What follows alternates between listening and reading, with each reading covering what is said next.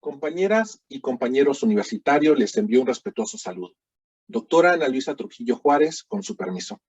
El objetivo del presente video es analizar la influencia de la Unión Soviética en los países europeos, en especial en la Europa del Este, las instituciones reguladoras de dicho bloque, la importancia de los partidos comunistas, la importancia que llevan a la práctica en la división del trabajo e incluso los motivos de su disolución, hablo en específico de la URSS. En ese sentido, se considera como punto importante comprender la transición e incorporación de algunos países exsocialistas a la Unión Europea en el año 2004, el rol de Estados Unidos, la percepción europea de los nuevos miembros y los resultados a más de 17 años de su incorporación. En una primera aproximación, es importante señalar que entender el contexto europeo es ver al viejo continente desde tres ópticas: la dimensión analítica, la cual inicia con la complejidad de sus procesos de profundización e integración, tanto supranacional como intergubernamentales. La dimensión espacial, suscrita en un contexto territorial y geopolítico. Y la dimensión temporal, que ubica los lapsos de tiempo que influyen en las dos dimensiones previas y que son marcadas por los acontecimientos sociales, culturales, políticos, económicos o militares, ya sea de forma individual o en la construcción de un sistema integrado geoestratégicamente por ellos mismos.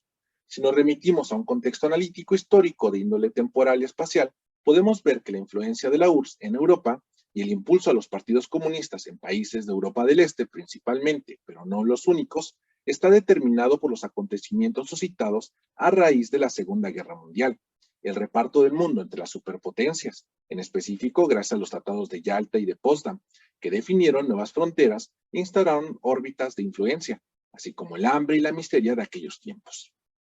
En ese sentido, es necesario referir a dos procesos en específico que llevarán a dicha construcción.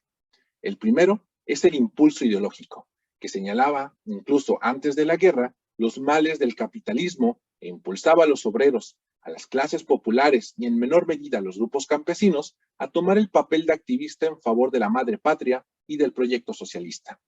En ello, los futuros partidos comunistas tendrán una atractiva idea sustentada en ideales en favor de las clases menos privilegiadas, siendo un aliciente ideológico para su conformación, más aún cuando existía crisis institucional, hambre, miseria y pobreza generalizada.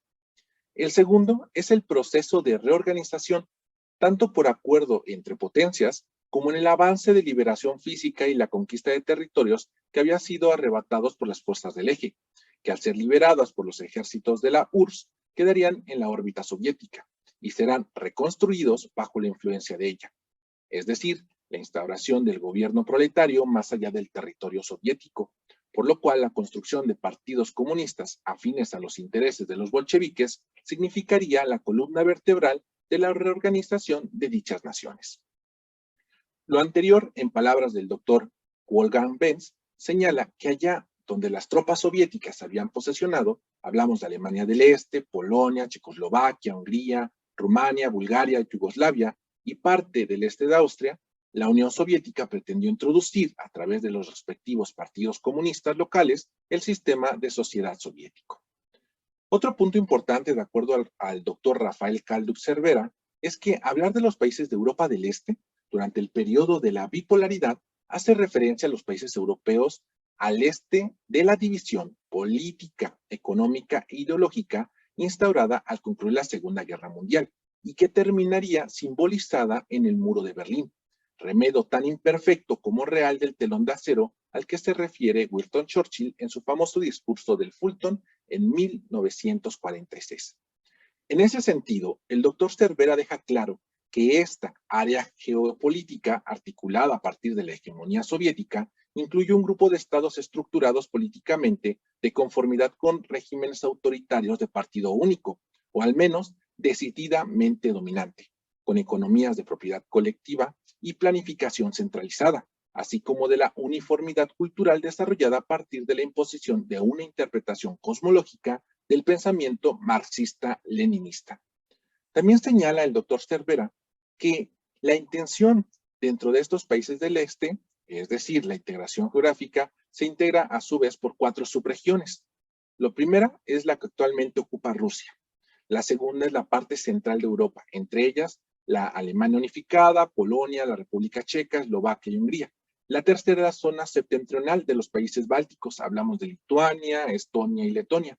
Y la cuarta zona son los países balcánicos, Eslovenia, Croacia, Bosnia, Herzegovina, Albania, Macedonia, la Federación de Yugoslavia, Bulgaria y Rumania. Para la coordinación de la URSS se desprende que para la organización del bloque soviético en su conjunto se crearon instituciones que tenían como fin garantizar la existencia del mundo comunista. Entre ellas, el Consejo de Ayuda Mutua Económica, CAME, creada en 1949. Con una economía deshecha por causas de la guerra y países atrasados en su método de producción, el bloque oriental, a decir del doctor Boguslav Kaczynski, encontró primero que era necesario la modernización de su economía, acelerar su desarrollo económico y lograr la justicia social. Para ello se estableció la División Internacional del Trabajo desde el enfoque central entre los países del bloque económico socialista, donde las motivaciones, objetivos, rasgos están en función del sistema de los países miembros. Por tal, es diferente a la División Internacional del Trabajo tradicional. Y aquí hay que recordar que la división tradicional sitúa países industrializados y países productores de materias primas, quienes son constantemente proveedores. Para el doctor Kaczynski, considera que a diferencia de lo anterior, los objetivos que seguían los integrantes del CAME eran mantener altas tasas de crecimiento económico en los países miembros, superar las deficiencias históricas en los niveles de desarrollo económico entre los países, incrementar la eficiencia de todos los sectores económicos en cada miembro del CAME. Para ello, cada país, en teoría, podía desarrollar su propia industria y especializarse en algunos de los tres sectores básicos de la economía: industria, servicios o agricultura. Es decir, en lo más adecuado a su economía nacional, ellos podían decidir y obtener, mediante transferencias tecnológicas, una capacidad mayor para poder enfrentar su mercado.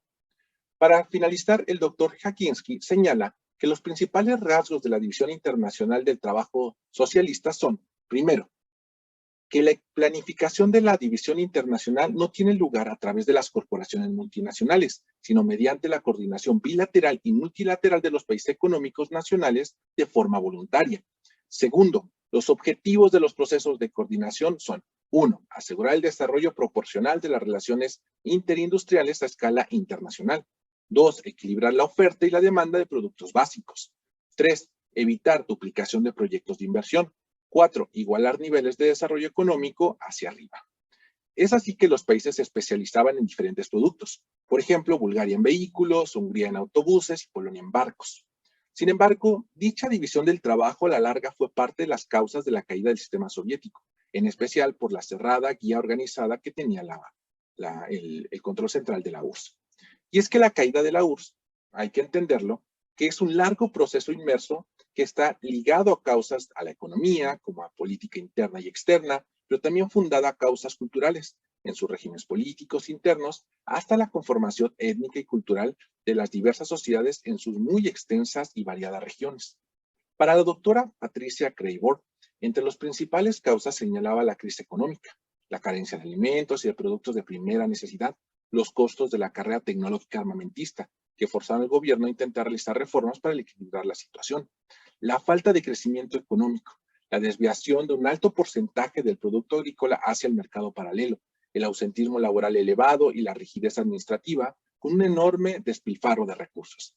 También señala la falta de incentivos, la ilusión de responsabilidades, el mantenimiento de empresas ineficaces que sobrevivían con los beneficios de las que sí eran rentables, la lentitud de la transferencia tecnológica entre empresas y sectores productivos y la absoluta e inadecuada relación entre oferta y demanda. Lo anterior se vino a complicar con problemas sociales y culturales de viejos tiempos, problemas que la doctora Patricia sintetiza en 4 conceptos. Primero, la fatiga social por la falta de estímulos personales y colectivos, las limitaciones de las expectativas individuales, profesionales o económicas, la desilusión por la corrupción generalizada y las prerrogativas a ciertos sectores, hablamos del partido, funcionarios de la nomenclatura y miembros y cuadros políticos y militares. Y finalmente, la falta de libertades. A estos 4 conceptos hay que añadirle el tema del nacionalismo como otro factor para impulsar la caída y el sentimiento anti-Moscú. Cuando el último representante de la URSS asumió el cargo, la crisis ya era generalizada, pese a que Gorbachev buscó mantener el sistema bajo la perestroika, que es una reestructuración política y económica, y la glasnost, que es una especie de transparencia, esto solo terminó por acrecentar aún más las diferencias que ya se vivían. En ese sentido, el camino a la disolución era cuestión de tiempo. En 1989, Estonia, seguido por Letonia, se enfrentan a la URSS. Después viene Azerbaiyán, Argelia, Georgia, Uzbekistán, también Tayikistán, y en septiembre de ese año, Ucrania. Al mes siguiente, octubre, Letonia.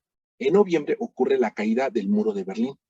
Y con ello, el marco de revoluciones en los países satélite, tanto en Polonia, Hungría, la República Democrática Alemana se integra a su